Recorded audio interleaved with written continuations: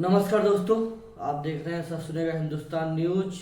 आज जयपुर के खेल मैदान में प्रधानमंत्री श्री नरेंद्र मोदी जी ने युवाओं को खेल के प्रति उत्साहित किया और जितने भी जयपुर के युवा गोल्ड मेडलिस्ट थे और उनके कोच कोच को संबोधित करते हुए वहाँ के निवासियों को संबोधित किया।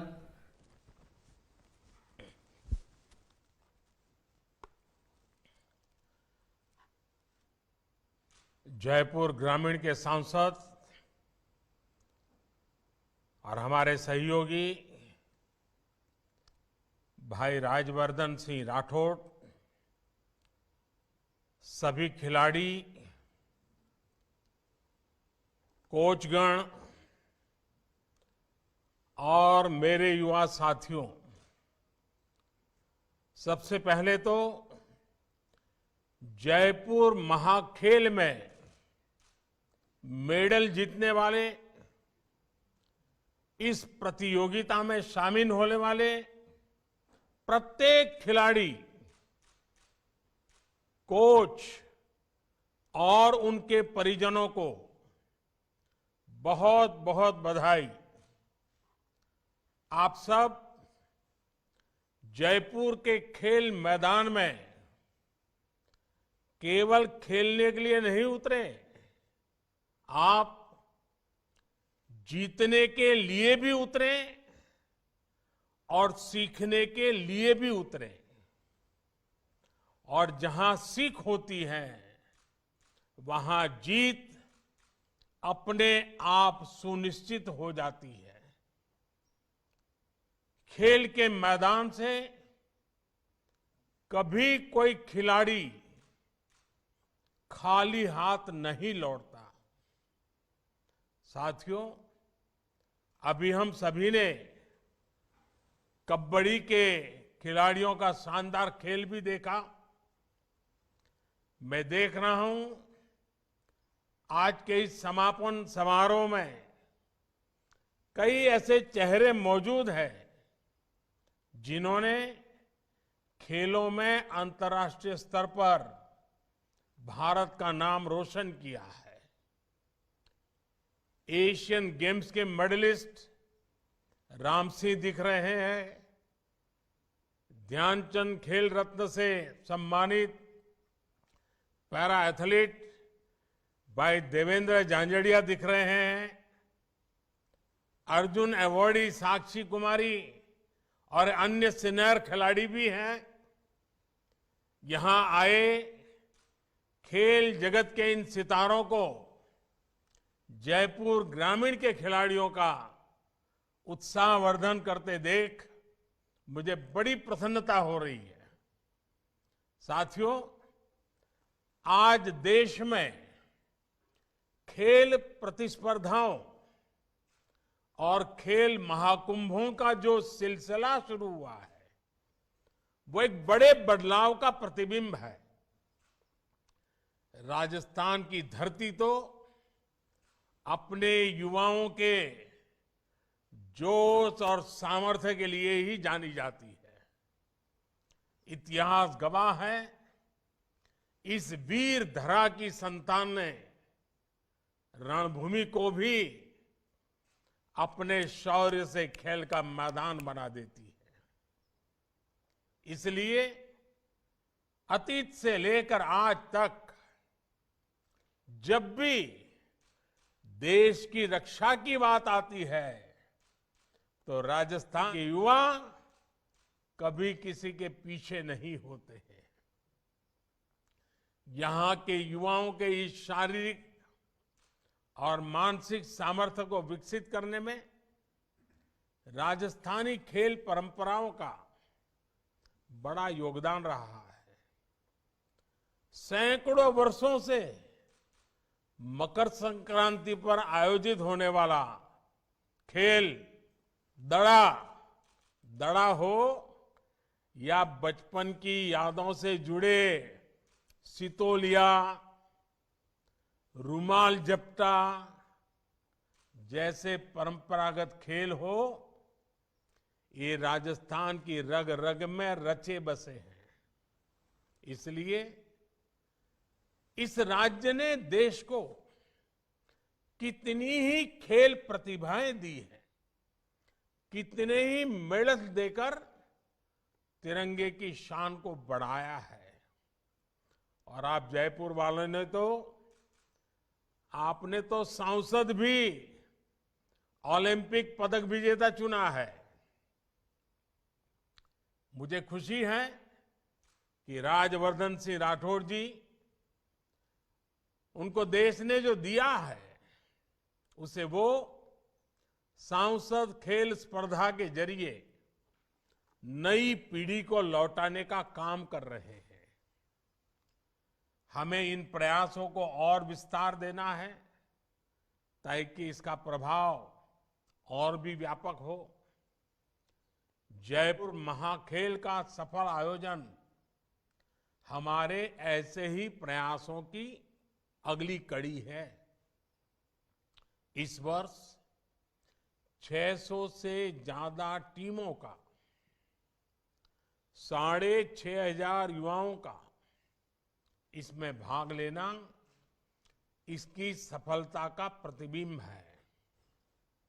मुझे बताया गया है कि इस आयोजन में बेटियों की भी 125 से ज्यादा टीमों ने हिस्सा लिया है। बेटियों की ये बढ़ती हुई भागीदारी एक सुखद संदेश दे रही है। साथियों, आजादी के इस अमृत काल में देश नई नई परिभाषाएं गढ़ रहा है, नई व्यवस्थाओं का निर्माण कर रहा है। देश में आज पहली बार खेलों को भी सरकारी चश्मे से नहीं बल्कि खिलाड़ियों की नजर से देखा जा रहा है। मैं जानता हूं, युवा भारत की युवा पीढ़ी के लिए असंभव कुछ भी नहीं है। युवाओं को जब सामर्थ्य, स्वाभिमान, स्वावलंबन, सुविधा और संसाधन की शक्ति मिलती है तो हर लक्ष्य आसान हो जाता है। देश की इस अप्रोच की झलक इस बार की बजट में भी दिखाई रही है।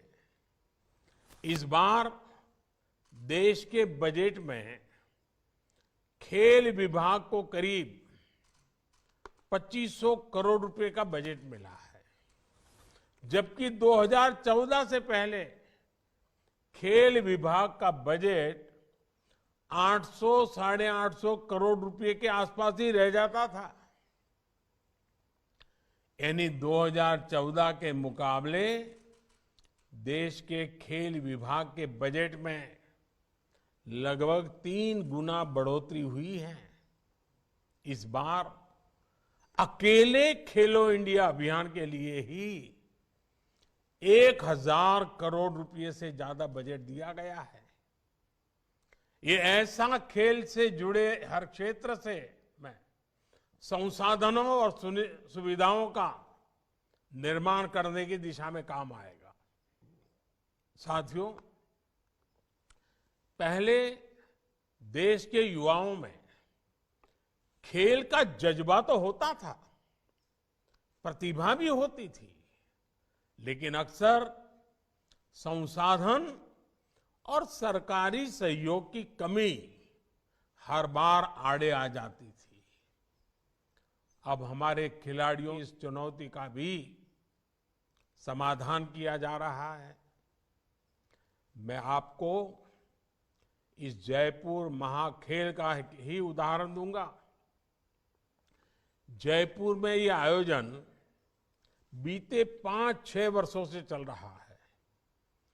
ऐसे ही देश के कोने कोने में भारतीय जनता पार्टी के सांसद अपने अपने क्षेत्रों में खेल महाकुंभों का आयोजन करवा रहे हैं।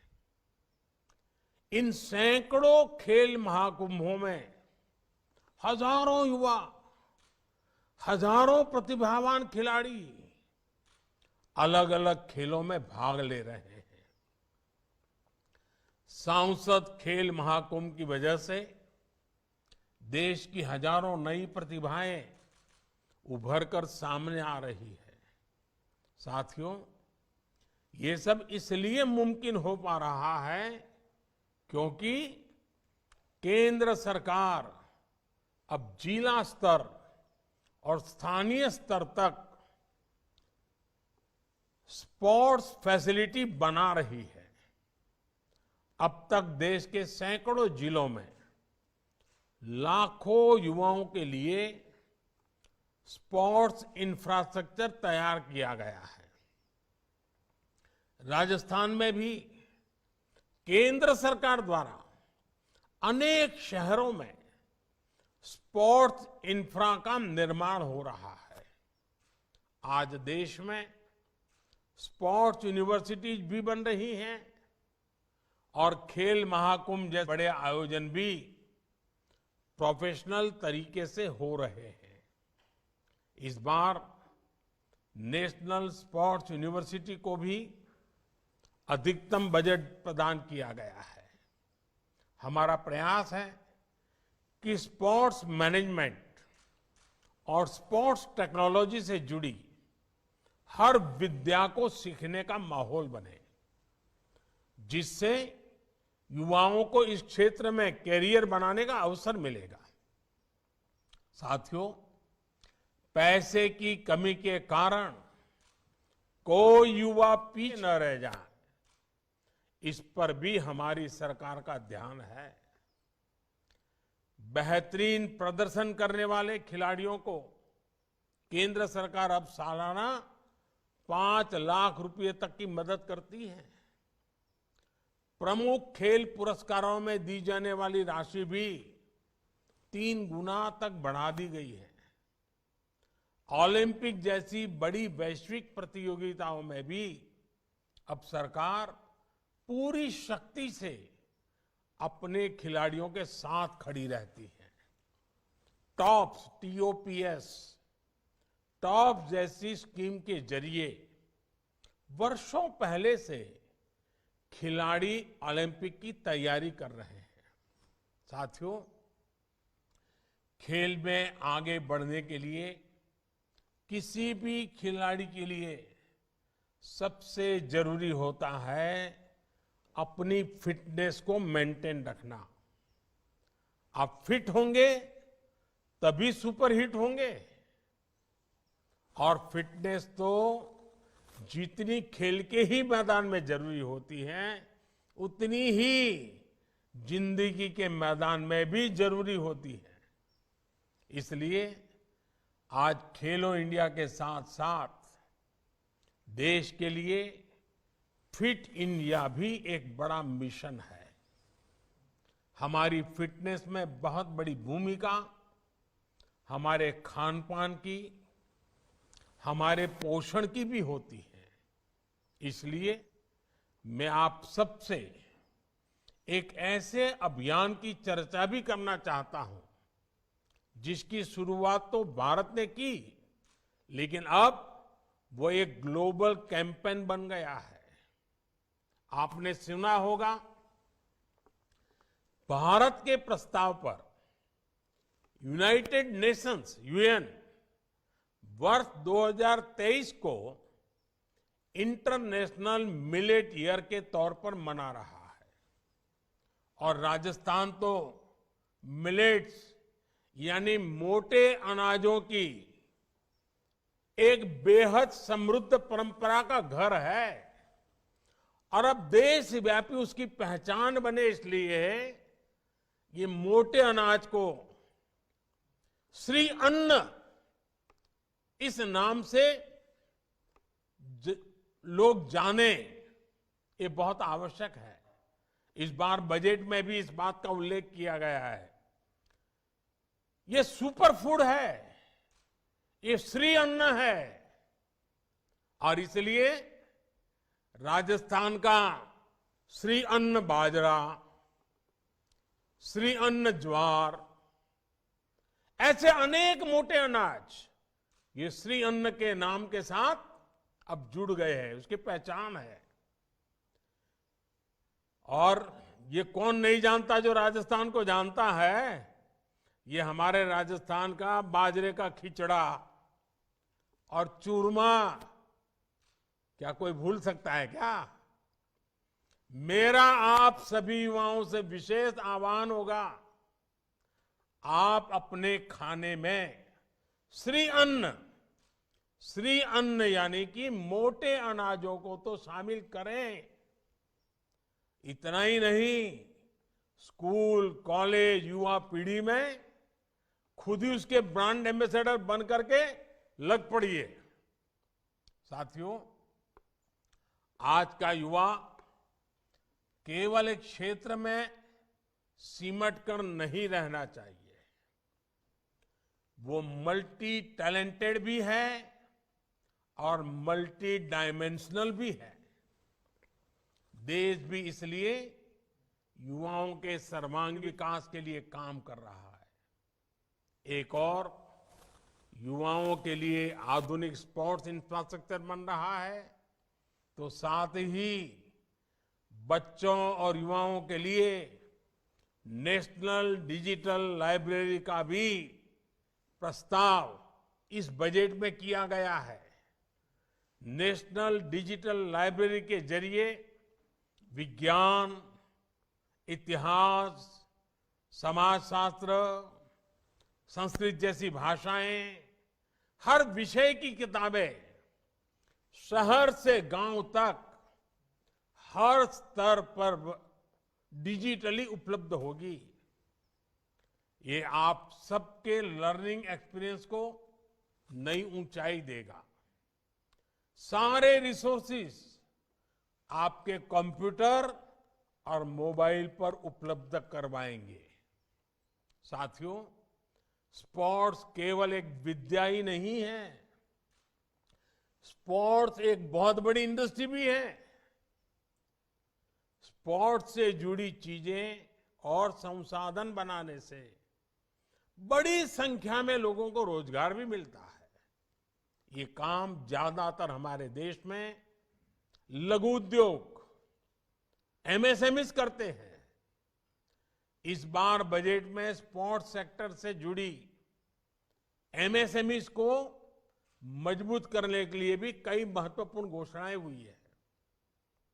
ये आपको एक और योजना के बारे में बताना चाहता हूं। ये योजना है पीएम विश्वकर्मा कौशल सम्मान, यानी पीएम विकास योजना। ऐसे लोग जो अपने हाथ के कौशल से, हाथ द्वारा चलाए जाने वाले औजारों से स्वरोजगार करते हैं, सृजन करते हैं, निर्माण करते हैं, उन्हें ये योजना बहुत मदद करेगी। उन्हें आर्थिक सहयोग से लेकर उनके लिए नए बाजार बनाने तक हर तरह की मदद पीएम विश्वकर्मा योजना द्वारा दी जाएगी। हमारे युवाओं के लिए ये भी रोजगार के, स्वरोजगार के बड़े अवसर बनाएगी। साथियों, जहां प्रयास पूरे मन से होते हैं, वहां परिणाम भी सुनिश्चित होते हैं। देश ने प्रयास किए, परिणाम हमने टोक्यो ओलंपिक्स में देखा, कॉमनवेल्थ खेलों में देखा, जयपुर महाखेल में भी आप सबके प्रयास भविष्य में ऐसे ही शानदार परिणाम देंगे। आपसे ही देश के लिए अगले गोल्ड और सिल्वर मेडलिस्ट निकलने वाले हैं। आप अगर ठान लेंगे तो ओलंपिक्स तक में तिरंगे की शान बढ़ाएंगे। आप जिस क्षेत्र में जाएंगे वहां देश का नाम रोशन करेंगे। मुझे विश्वास है हमारे युवा देश की कामयाबी को बहुत आगे तक लेकर के जाएंगे। इसी भावना के साथ आप सभी का बहुत बहुत धन्यवाद, बहुत बहुत शुभकामनाएं।